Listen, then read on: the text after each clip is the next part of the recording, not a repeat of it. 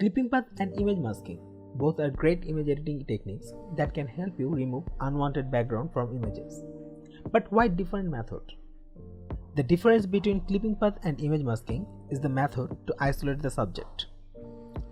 Clipping path is a Photoshop method where you usually use pen tool to remove the background from an image. Clipping path mostly used for straight and hard edges.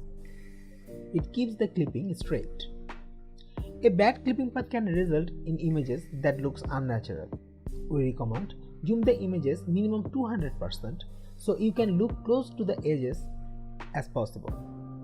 It's very important to take your time when making clipping path because a good clipping path make images look great and help to sell your products.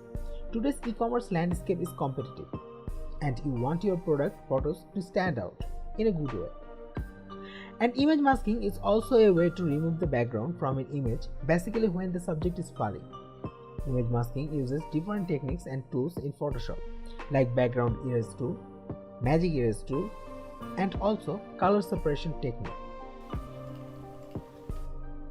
Clipping path and image masking both are very useful. Sometimes you need clipping path and sometimes you need masking. You can't isolate all images with only clipping path or image masking.